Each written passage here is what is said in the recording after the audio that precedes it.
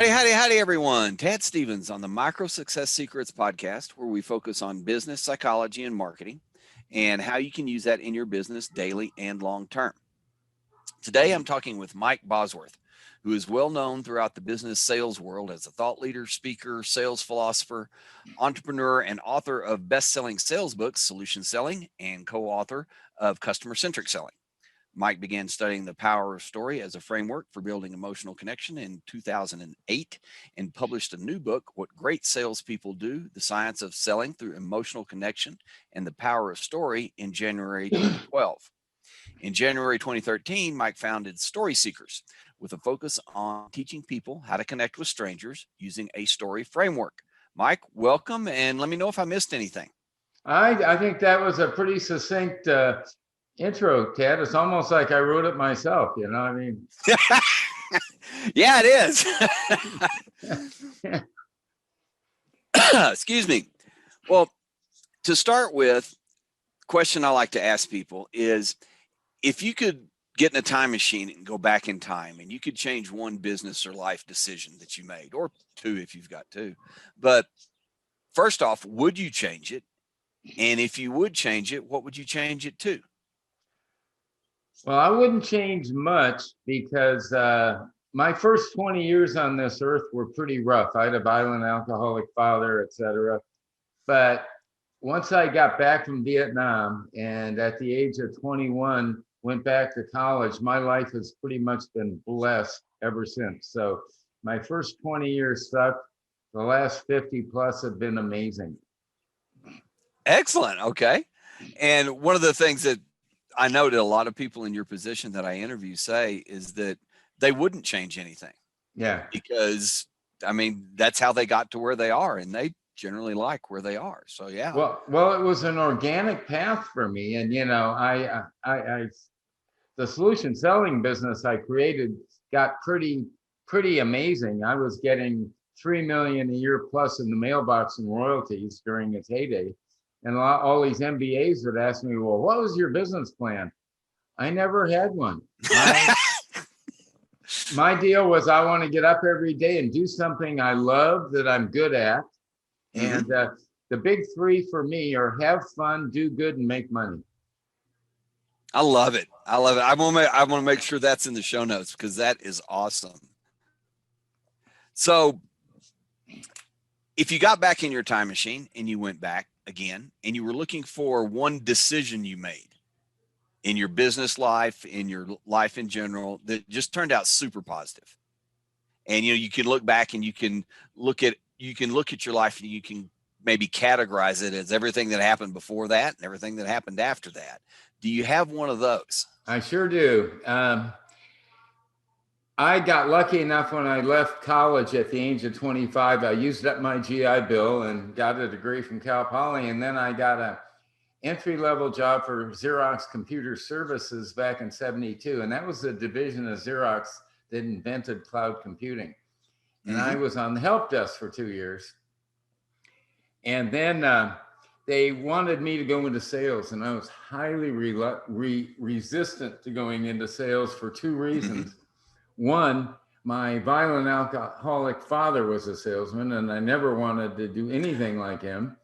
Yeah. And the second thing is as a support person, I had to overcome the lies the salespeople told to our customers. You had to clean up the mess. Well, I had to clean up the mess because in the sales cycle, a prospect would say, well, will it do this? And the salespeople all said, oh, yeah, sure, it'll do that. Well, yeah. So I reluctantly went into sales, but 5 months later, I'd sold more than anybody in history. The company had sold in a full year, and my life changed overnight. My income tripled the first year, and I ended up being a sales trainer for Xerox, and then as a profession, being a sales trainer. So that decision to do that changed my life. That sounds awesome. It really does. Well, and that kind of leads to the next question is, in that journey, you said you were reluctant, you were hesitant to go into sales. How did you have any tips or techniques that you used to work through that, and that you continue to use to work through when you get stuck on something, or you come up against a decision that may not be the easiest thing to make. Well, the biggest obstacle when I went into sales, I had product knowledge up the wazoo. But what I didn't know how to do is prospect. I didn't know how to fill my pipeline.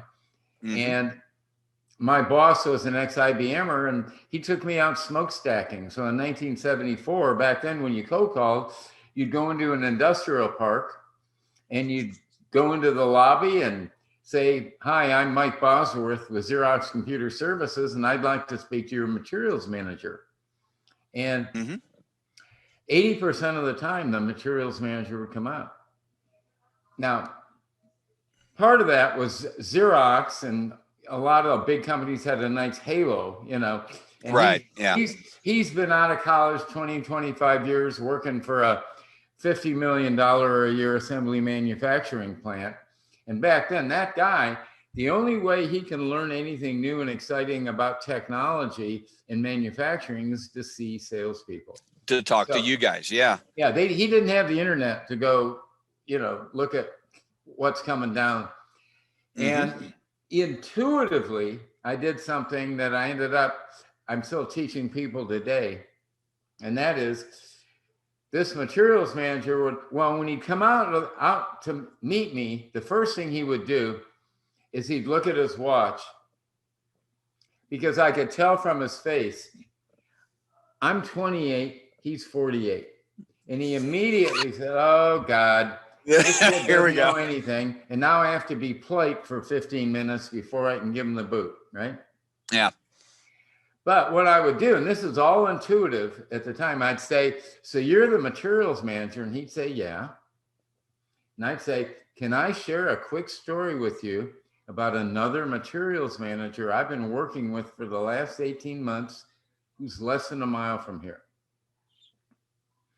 That story never got turned down. 100% of the time, they'd say, "Sure," because people have pure curiosity, right? Right. So I'd end up telling him a 60-second story. And that story was so good that at the end of 60 seconds, he said, "You want to come in and look around?" And then for the next 45 minutes, I got to go in and do all my discovery questions, because my initial story was so good that he concluded from a 1-minute story, this guy knows how hard my job is. This guy has helped other people like me. And there's a good chance he can help me with my biggest problem, which is shortages.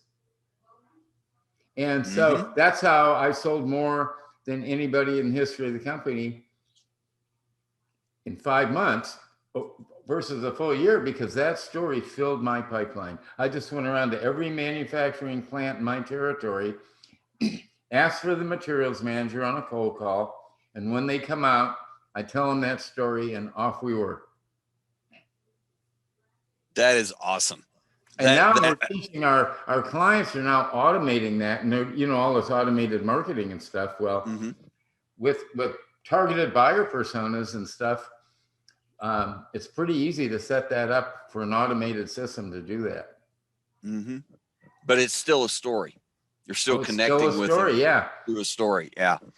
Yeah. And so now the story business, initially, you know, I've been a sales trainer, but I realized that 80% of the population, regardless of profession, doctors, lawyers, politicians, 80% of us struggle with connecting with strangers.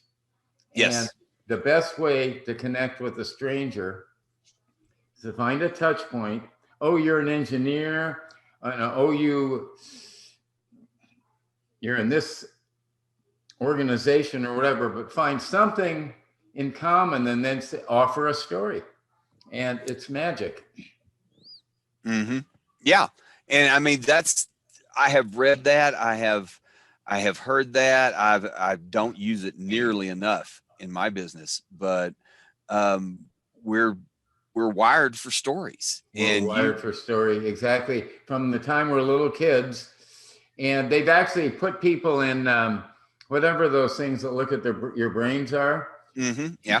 And they would offer up the anticipation of a story. And that's what happens when somebody says to you, can I tell you a story? Or you remind me of a guy I used to work with. As soon as a human being anticipates a story, their critical left brain shuts down and their right brain opens up. It's goes back for 200,000 years. Now, see, I didn't know that, but that is super interesting to me, because I study a lot of left right brain type activity, but I never knew that. I had never heard that a story will do that.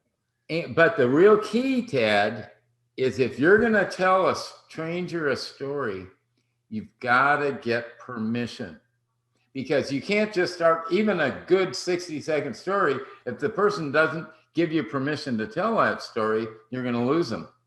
But if in 10 seconds, I say, you're a materials manager. Can I share a story with you about another materials manager? Once he says yes, he's now granted me the 60 seconds I need to tell him the story. You have to ask permission before you tell a stranger a story. Excellent. Outstanding.